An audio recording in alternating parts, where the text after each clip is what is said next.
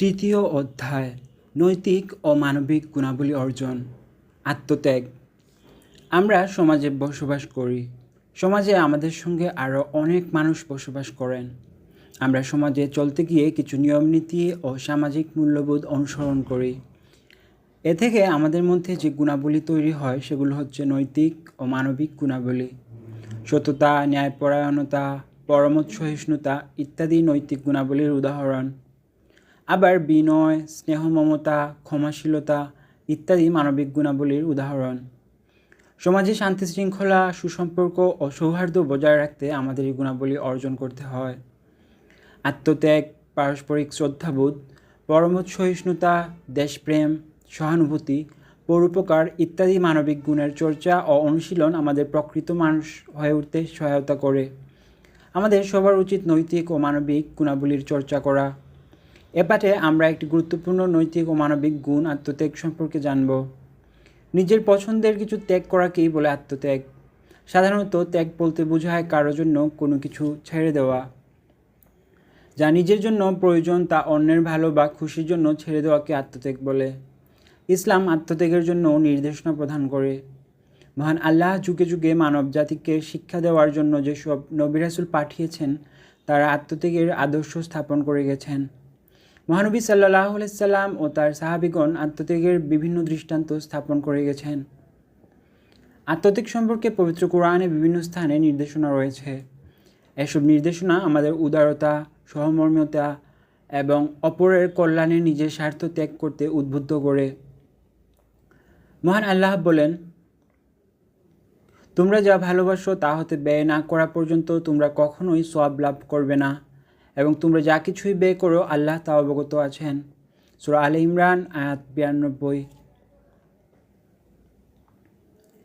এই আয়াতে প্রিয় বস্তু দান করার মাধ্যমে সৎকর্ম ও প্রকৃত আত্মত্যাগের দৃষ্টান্ত স্থাপন করার জন্য নির্দেশনা দেওয়া হয়েছে।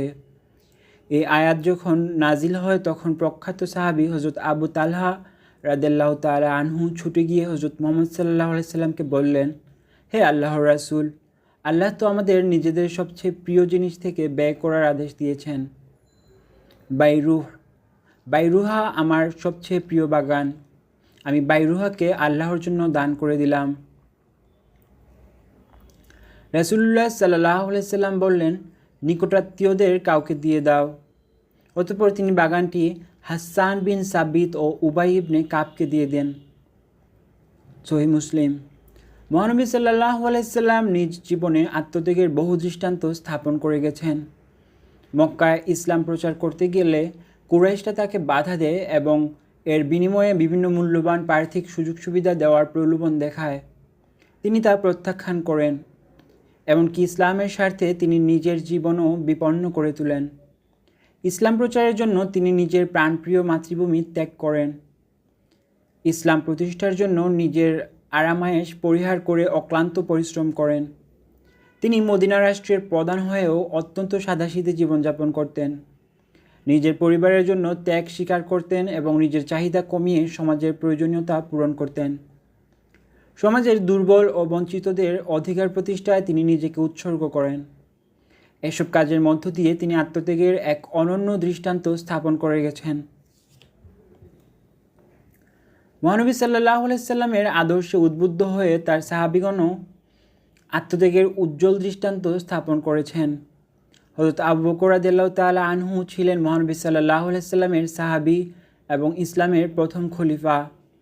তিনি তার ধনসম্পদ ইসলামের জন্য অকাতরে দান করেন। 630 খ্রিস্টাব্দে একটি উল্লেখযোগ্য যুদ্ধ ছিল তাবুকের যুদ্ধ। যুদ্ধের ব্যয়ভার বহনের জন্য প্রচুর অর্থের প্রয়োজন হয়। ইসলামের স্বার্থে এই যুদ্ধে হযরত আবু বকর রাদিয়াল্লাহু তাআলা আনহু তার সর্বস্ব এনে রাসূল সাল্লাল্লাহু আলাইহি সাল্লামের কাছে উপস্থিত করেন। হযরত উমর রাদিয়াল্লাহু তাআলা আনহু তার সম্পদের অর্ধেক দান করেন। হযরত উসমান রাদিয়াল্লাহু তাআলা আনহু 900 উট, 100 ঘোড়া, প্রায় 5.5 কেজি স্বর্ণমুদ্রা, প্রায় 29 কেজি রৌপ্য মুদ্রা দান করেন এবং 10,000 সৈন্যের ব্যয়ভার গ্রহণ করেন। মহানবী সাল্লাল্লাহু আলাইহি সাল্লাম তার সাহাবীগণের দৃষ্টান্তসমূহ দ্বারা উদ্বুদ্ধ হয়ে আমরা আত্মত্যাগমূলক বিভিন্ন কাজে অংশগ্রহণ করব।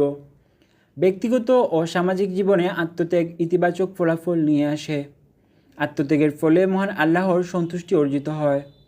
আত্মত্যাগ আমাদের নৈতিক ও সামাজিক দায়িত্ববোধ জাগ্রত করে এবং সমাজের কল্যাণে ভূমিকা রাখে। তাই যারা নিঃস্ব, অসহায়, দুঃখ কষ্টে জর্জরিত, তাদের জন্য আমরা সাহায্যের হাত বাড়িয়ে দিব। অন্যের কল্যাণের জন্য নিজের স্বার্থ ত্যাগ করব এবং বিভিন্ন ক্ষেত্রে অন্যের পছন্দ, চাহিদা, মতামত ইত্যাদিকে অগ্রাধিকার দেব।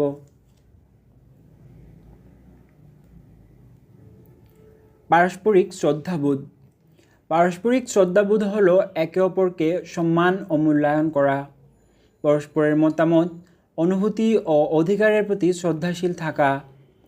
এর ফলে মানুষের মধ্যে সুসম্পর্ক সৃষ্টি হয়, সমাজের সকলের মধ্যে সহানুভূতিশীল মনোভাব তৈরি হয়। পারস্পরিক শ্রদ্ধাবোধ একটি মানবিক গুণ। মানুষ হিসেবে একে অন্যকে সম্মান করা আমাদের সবার দায়িত্ব।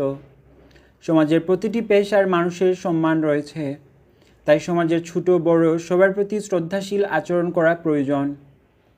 সমাজের প্রতিটি মানুষকে তার নিজ অবস্থান অনুযায়ী সম্মান করতে হয়, সেই সঙ্গে তাদের মতামতের প্রতিও গুরুত্ব দেওয়া দরকার। এর মাধ্যমে আমরা পারস্পরিক শ্রদ্ধাবোধ বাড়াতে পারি। মানুষ হিসেবে একে অপরকে সম্মান করা, অন্যের পছন্দ অপছন্দকে প্রাধান্য দেওয়া, কারো সঙ্গে খারাপ ব্যবহার না করা ইত্যাদি ভালো গুণ ও শ্রদ্ধাবোধের অংশ। পরিবারের ছোট বড় সবাইকে নিয়ে আমরা বসবাস করি। পরস্পরের প্রতি শ্রদ্ধাবোধ পরিবারের সুখ বয়ে আনে। বাবা মা আমাদের অতি আপনজন, তাদের প্রতি শ্রদ্ধা প্রদর্শন করা আমাদের দায়িত্ব ও কর্তব্য। তারা আমাদের অতি স্নেহ আদরে লালন পালন করেন। তাদের প্রতি অশ্রদ্ধা দেখালে তারা খুব কষ্ট পান। অহংকারী ও দাম্ভিক লোকেরা পারস্পরিক শ্রদ্ধাবোধ অনুশীলন করে না, ফলে মানুষ তাদেরকে পছন্দ করে না। মহান আল্লাহ তাদের অপছন্দ করেন। পবিত্র কুরআনে মহান আল্লাহ বলেন, ইন্নাল্লাহা লা ইউহিব্বু মান কানা মুখতালান ফাখুরা। নিশ্চয়ই আল্লাহ এমন লোককে পছন্দ করেন না যে অহংকারী ও দাম্ভিক। সূরা আন-নিসা আয়াত 36। মহানবী সাল্লাল্লাহু আলাইহি সাল্লাম নিজে বড়দের প্রতি শ্রদ্ধাশীল আচরণ করেছেন। আমাদেরও বড়দের প্রতি শ্রদ্ধাপূর্ণ আচরণের নির্দেশ দিয়েছেন। তার বহু হাদিসেও পিতামাতা, আত্মীয় স্বজন ও সর্বস্তরের মানুষের প্রতি সম্মান প্রদর্শন করার জন্য তাগিদ রয়েছে। মহানবী সাল্লাল্লাহু আলাইহি সাল্লাম বলেছেন, যে ছোটদের স্নেহ করে না এবং বড়দের সম্মান করে না, সে আমাদের দলভুক্ত নয়। মহানবী সাল্লাল্লাহু আলাইহি সাল্লামের সাহাবীগণও পরস্পরের প্রতি শ্রদ্ধাবোধ পোষণ করতেন। প্রথম খলিফা হযরত আবু বকর রাদিয়াল্লাহু তাআলা আনহু এর প্রতি সকল সাহাবীর গভীর শ্রদ্ধা ও আনুগত্য ছিল। দ্বিতীয় খলিফা হযরত উমর রাদিয়াল্লাহু তাআলা এর ন্যায় বিচারে সাহাবীগণ ভরসা রাখতেন। খলিফা হয়ে হযরত উমর রাদিয়াল্লাহু তাআলা আনহু তাফসীরের জ্ঞানে দক্ষ হযরত ইবনে আব্বাস রাদিয়াল্লাহু তাআলা আনহুকে বিশেষ মর্যাদা দিতেন। পবিত্র কুরআন, হাদিস ও সাহাবীগণের আদর্শ দ্বারা উদ্বুদ্ধ হয়ে আমরা পারস্পরিক শ্রদ্ধাবোধের অনুশীলন করব। আমাদের উচিত হবে মানুষ হিসেবে একে অপরকে সম্মান করা, অপরের ভালোবাসা, ভালো লাগা, খারাপ লাগাকে বিবেচনায় নেওয়া, কারোর সঙ্গে খারাপ ব্যবহার না করা, অন্যের কথা মনোযোগের সঙ্গে শোনা। আমরা সর্বদা পিতামাতা ও প্রবীণদের সম্মান করব, সবার প্রতি শ্রদ্ধাশীল ও যত্নবান হব। আপনজন, সহপাঠী ও প্রতিবেশীদের সঙ্গে ভালো ব্যবহার করব। বড়দের সালাম দিব, ছোটদের স্নেহ ও ভালোবাসা দিব। সকলের প্রতি বিনয়ী ও শ্রদ্ধাশীল হব। শিক্ষককে সম্মান করব, তাদের কথা মতো চলব। তারা মনে কষ্ট পান এমন কোনো কাজ করব না। এভাবে আমাদের কাজে ও আচরণে পারস্পরিক শ্রদ্ধাবোধের গুণ অনুশীলন করব। পরমত সহিষ্ণুতা। পরমত অর্থ অপরের মত, সহিষ্ণুতা অর্থ সহনশীলতা। পরমত সহিষ্ণুতা হলো বিভিন্ন মত, বিশ্বাস, সংস্কৃতি ও দৃষ্টিভঙ্গির প্রতি সহিষ্ণুতা প্রদর্শন করার মানসিকতা। এটি অন্যের মতামতকে শ্রদ্ধা করাকে বোঝায়, অর্থাৎ অন্যের মনোভাব, মতামত বা বিশ্বাসের সঙ্গে একমত না হয়েও সেসবের প্রতি সহিষ্ণুতা প্রদর্শন করাকে পরমত সহিষ্ণুতা বলে। সমাজে বিভিন্ন শ্রেণী, পেশা ও ধর্মের মানুষ বাস করে। সবার মত প্রকাশের স্বাধীনতা আছে। আমরা অন্যের মতামতের প্রতি সহনশীলতা প্রদর্শন করব। ইসলাম পরমত সহিষ্ণুতার উপর বিশেষ গুরুত্ব আরোপ করে। সকল মানুষ মহান আল্লাহর সৃষ্টি, সুতরাং মানুষের মতামতের প্রতি সহনশীল হওয়া ইসলামের অন্যতম শিক্ষা। পবিত্র কুরআনে অন্যের ধর্মীয় বিশ্বাস ও সহানুভূতিকে আঘাত না করার নির্দেশনা প্রদান করা হয়েছে। মহান আল্লাহ বলেন, আল্লাহকে ছেড়ে যাদেরকে তারা ডাকে তাদেরকে তোমরা গালি দিও না, কেননা তারা সীমালঙ্ঘন করে অজ্ঞতাবশত আল্লাহকেও গালি দিবে। সূরা আল আনআম আয়াত 108। মহান আল্লাহর 99টি নামের মধ্যে একটি নাম হলো আল হালিম। আল হালিম অর্থ সহনশীল, ক্ষমাশীল, ধৈর্যশীল, সহিষ্ণু ইত্যাদি। মহান আল্লাহ তার বান্দাকে পাপ করার সঙ্গে সঙ্গেই শাস্তি দেন না, তাকে অনুতপ্ত হওয়ার জন্য অবকাশ দেন। তার এই গুণ দ্বারা অনুপ্রাণিত হয়ে অন্যের মতামতের প্রতি সহিষ্ণুতা প্রদর্শন করা ইসলামের অন্যতম শিক্ষা। মহানবী সাল্লাল্লাহু আলাইহি সাল্লাম বিভিন্ন বিষয়ে সাহাবীদের মতামত নিতেন এবং তাদেরকে মত প্রকাশের জন্য উৎসাহিত করতেন।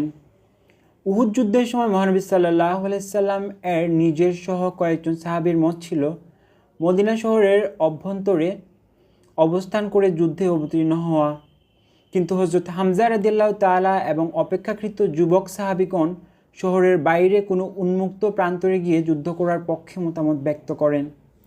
তিনি নিজের মতকে প্রাধান্য না দিয়ে তাদের এ মতামত গ্রহণ করে মদিনার বাইরে উহুদের প্রান্তরে কুরাইশদের সঙ্গে যুদ্ধে অবতীর্ণ হয়েছিলেন। এই ঘটনার মাধ্যমে অন্যরা মতামতের প্রতি মহানবী সাল্লাল্লাহু আলাইহি সাল্লামের গুরুত্ব প্রদানের মনোভাব প্রকাশ পায়। তার আদর্শের অনুসরণে মহানবী সাল্লাল্লাহু আলাইহি সাল্লামের খলিফাগণও তাদের শাসনামলে অন্যের মতামত ও বিশ্বাসের প্রতি সহানুভূতিপ্রবণ ছিলেন।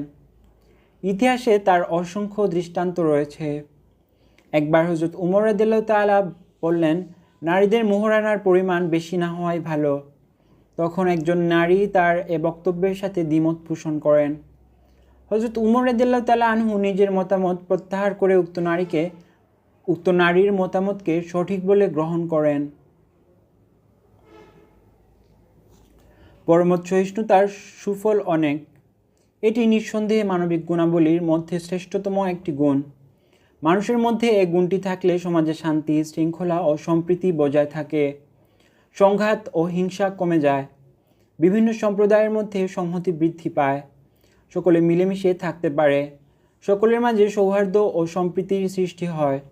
সমাজে নানান মতাদর্শের মানুষ বসবাস করেন। জাতি, ধর্ম ও বর্ণ নির্বিশেষে সকল মানুষের মতামত ও আদর্শের প্রতি সহিষ্ণুতা থাকলে শান্তি প্রতিষ্ঠিত হয়। সুন্দর ও সুখী জীবনের জন্য পরমত সহিষ্ণুতার গুরুত্ব অপরিসীম। অপরের কথা যতই বিরক্তিকর হোক তা সহ্য করার ধৈর্য বজায় রাখতে হবে। মত প্রকাশের স্বাধীনতা বাধাগ্রস্ত হলে সমাজে বিশৃঙ্খলা দেখা দেয়। ইসলামে তাই মত প্রকাশের স্বাধীনতার ক্ষেত্রে সহিষ্ণু মনোভাব প্রদর্শনের জন্য তাগিদ দেওয়া হয়েছে। আমরা ইসলামের আদর্শে উদ্বুদ্ধ হয়ে অন্যের মতামত ও দৃষ্টিভঙ্গির প্রতি সম্মান প্রদর্শন করব। আমাদের পিতামাতা, ভাই বোন, আত্মীয় স্বজন, পাড়া প্রতিবেশী, সহপাঠী ও বন্ধুবান্ধব কোনো বিষয়ে আমাদের সঙ্গে দ্বিমত করতে পারেন। আমরা তাদের যৌক্তিক মতামত ধৈর্যসহ শুনব। অযথা তাদের সঙ্গে তর্ক বিতর্ক, ঝগড়া ও বিবাদে লিপ্ত হব না। যুক্তিপূর্ণ আলোচনার মাধ্যমে তাদের মতামত সম্পর্কে জানতে চেষ্টা করব। আমরাও যুক্তিপূর্ণ আলোচনার মাধ্যমে আমাদের মতামত উপস্থাপন করব। অন্যের মতামত ও দৃষ্টিভঙ্গি মনোযোগ দিয়ে শোনার চেষ্টা করব। নিজের মতের সঙ্গে না মিললেও অন্যের মতামত ও অনুভূতির প্রতি সহানুভূতি জানাবো। কেউ আমাদের মতামতের সঙ্গে দ্বিমত পোষণ করলে বিবাদে জড়াবো না, সহনশীল থাকার চেষ্টা করব। এভাবে পরমত সহিষ্ণুতার জন্য আমরা ইসলামের নীতি ও নৈতিকতা মেনে চলব। দেশপ্রেম।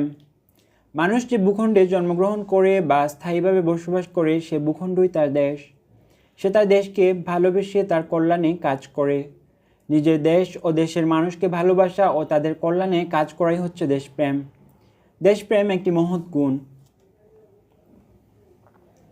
মহানবী হযরত মুহাম্মদ সাল্লাল্লাহু আলাইহি সাল্লামের প্রিয় জন্মভূমি ছিল পবিত্র মক্কা নগরী। তিনি মক্কা নগরীকে খুব ভালোবাসতেন, মক্কাবাসীদেরও খুব ভালোবাসতেন। তিনি তাদেরকে সত্য ও ন্যায়ের পথে চলার আহ্বান জানাতেন। নিজের দেশ ও সমাজের কল্যাণে কাজ করার জন্য তিনি বিভিন্ন পদক্ষেপ গ্রহণ করেছিলেন। কিন্তু ইসলাম প্রচারের প্রথম দিকে মক্কাবাসী তার উপর নির্মম অত্যাচার শুরু করে। তারা তাকে হত্যার ষড়যন্ত্রে লিপ্ত হয়। তখন তিনি মহান আল্লাহর নির্দেশে নিজের জন্মভূমি মক্কা ছেড়ে মদিনায় হিজরত করেন। হিজরতের সময় নিজের জন্মভূমি ছেড়ে যেতে তার খুব কষ্ট হচ্ছিল। তিনি অশ্রুভেজা চোখে মক্কার দিকে বারবার ফিরে তাকাচ্ছিলেন আর কাতর কণ্ঠে বলছিলেন, কতই না পবিত্র ও উত্তম শহর তুমি, আমার নিকট তুমি কতই না প্রিয়। আমার স্বজাতি যদি তোমার নিকট হতে আমাকে বের করে না দিত, তবে আমি তোমাকে ব্যতীত অন্য কোথাও বসবাস করতাম না। তিরমিজি। এ হাদিস থেকে আমরা বুঝতে পারলাম যে স্বদেশের প্রতি মহানবী সাল্লাল্লাহু আলাইহি সাল্লামের ছিল গভীর মমতা ও ভালোবাসা। তার দেশপ্রেম আমাদের জন্য অনুকরণীয় ও অনুসরণীয়। ইসলামের পূর্ববর্তী নবী রাসূলগণও নিজের দেশকে ভালোবাসতেন। তারা নিজ দেশবাসীর মঙ্গল কামনা করতেন।